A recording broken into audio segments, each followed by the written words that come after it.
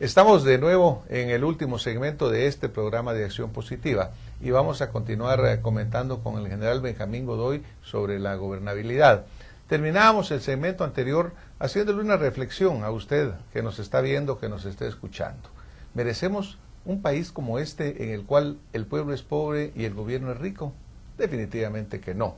Pero para que esto cambie, nosotros tenemos que promover este cambio.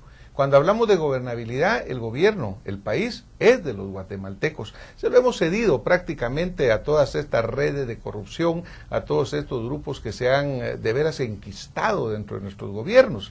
Yo cuando señalaba que la elección que debería de estarse dando en el caso del expresidente que ahora se encuentra sujeto a los tribunales, debería ser muy bien vista por los actuales funcionarios y por los funcionarios del pasado, porque ese esfuerzo por aclarar, por limpiar, por de veras combatir la corrupción que se hizo o se está haciendo, debería de seguir sin parar.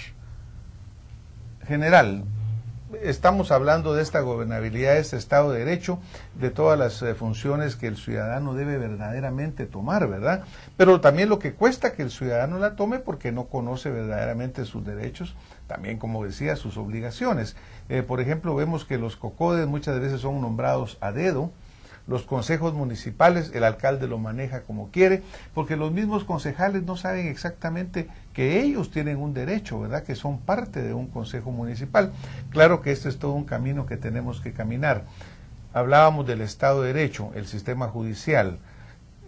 Pareciera que como que el círculo es imposible de encontrar por dónde entrarle, ¿no? Pero en el caso del Estado de Derecho, ¿qué piensa usted de lo que está sucediendo con estas comisiones de postulación para cargos como, por ejemplo, el fiscal general, la Corte Suprema de Justicia? ¿Cree que hemos venido avanzando y que esto ayuda a una mejor gobernabilidad en ese campo? Bueno, el avance está en que por lo menos nos enteramos de cómo lo están haciendo. Uno de los efectos de la corrupción, de las redes de corrupción y de la negación a entregar cuentas, es que se va decepcionando a los muchos buenos, entonces los mejores ya no participan, los mejores ya no llenan los espacios, y hay un principio en política, que los espacios vacíos en política no existen, se utilizan, y en Guatemala prácticamente desde hace unos, pues casi como que desde tiempos inmemoriales, como muy bien decía usted, o por lo menos en los últimos 50 años, no vemos esos gabinetes, por ejemplo, donde eran hombres notables, mujeres notables, reconocidas. Hoy vemos que los gabinetes, por lo menos en los últimos 3 gobiernos, los integran personalidades desconocidas, ni siquiera conocidas en la casa a la hora del almuerzo. Si son profesionales, no han tenido éxito en sus profesiones porque no las han ejercido, sino que han vivido de la red pública. Vámonos a los departamentos.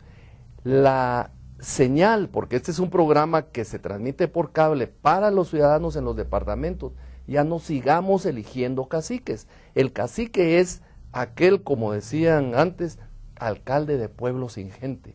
Guatemala es un país bendecido, es un país rico, es un país en el que de verdad un estudio de una fundación dice que cada 4 años hemos sido capaces de producir 100 nuevos millonarios dentro de los gobiernos que asumen y de las redes que se han tejido alrededor de ellos. Solo el año 2008 vimos que se habían escamoteado más de 100 millones de quetzales en el Congreso, lo que podían demostrar los medios eran 82.8. Luego vimos un ministro que traslada 275 millones porque no le sirven en gobernación. Imagínate. Vemos ahora, hace unas semanas, un ministro que desaparece 40 millones que estaban destinados al combustible. Y eso es ese ministerio que está a la vista porque la inseguridad es un signo de Guatemala. Ahora, general, por ejemplo, el sistema debe ser un sistema totalmente inaceptable.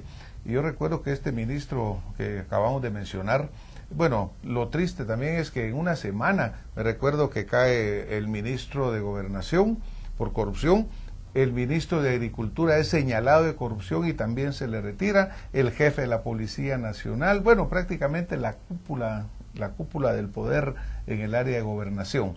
Ahora, obviamente el sistema tiene que ser un sistema pésimo, general, para que permita todo esto. Yo me recuerdo que este exministro que se va, él mencionaba que venía de trabajar por años en el plan de seguridad del gobierno actual, del gobierno de la UNE, y cuando llega prácticamente no hace nada más que dedicarse a robar, ¿verdad?, como fue lo que sucedió.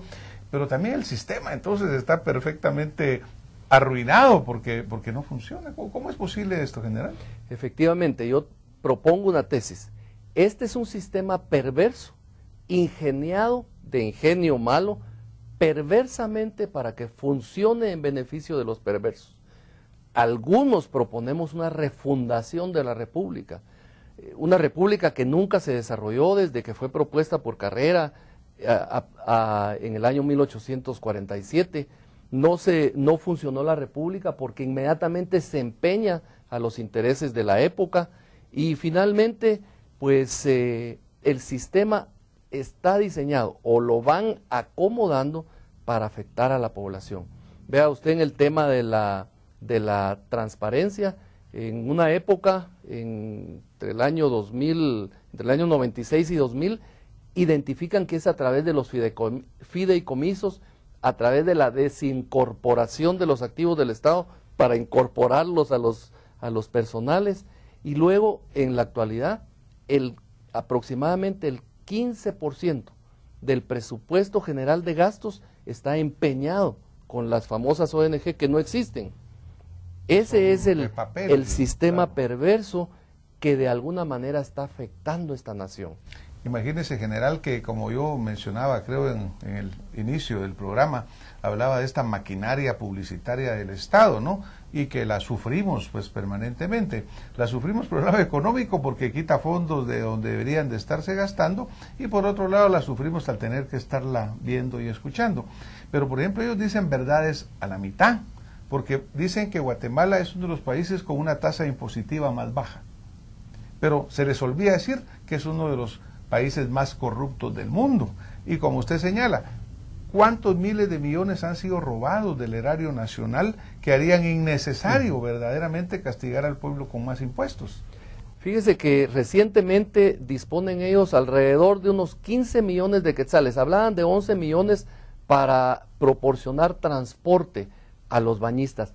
Ahí está una de las cuestiones que puede hacer el ciudadano. No aceptemos esos regalos, por decirlo así, salen de nuestro bolsillo. Solo ahí, el último. Y nosotros vamos a ver en las siguientes semanas que esa fue uno de los recursos para distraer otra gran cantidad de... ¿Cuánto podrían haber hecho con 11 millones en la unidad de rayos X del hospital que están diciendo que no funciona? Cualquier lugar, general. Desafortunadamente el tiempo se nos ha ido muy rápidamente, pero hemos abierto una enorme cantidad de interrogantes gracias a la intervención del general Benjamín Godoy. Yo creo que hay varias lecciones que hemos aprendido el día de hoy y que yo quisiera dejar. Gobernabilidad es más que la acción demagógica que hoy hace el gobierno. Gobernabilidad es trabajar en las áreas verdaderamente fundamentales: Estado de Derecho, rendición de cuentas, transparencia. En todo eso es en el cual de veras tenemos que trabajar. Por lo tanto, vamos a seguir adelante. Vamos a seguir esta secuencia de programas que hemos iniciado esta semana, porque creemos de que, aunque tal vez es una recepción bastante fuerte de un tema muy importante, pero en Guatemala ya no podemos parar ahora. A este país lo tenemos que recuperar. Este país tiene que volver a ser un país decente en el cual el pueblo no sea el pobre y los gobernantes sean los ricos. General, yo le agradezco mucho que haya estado esta noche con nosotros y también lo invito desde ya a que nos acompañe en los próximos programas para que sigamos analizando esta temática. De nuevo, muchas gracias, doctor, y ha sido un privilegio compartir con usted y con nuestros hermanos guatemaltecos. Muchas gracias, general. A ustedes que nos están viendo y escuchando, nos vemos la próxima semana con más acción positiva. Buenas noches.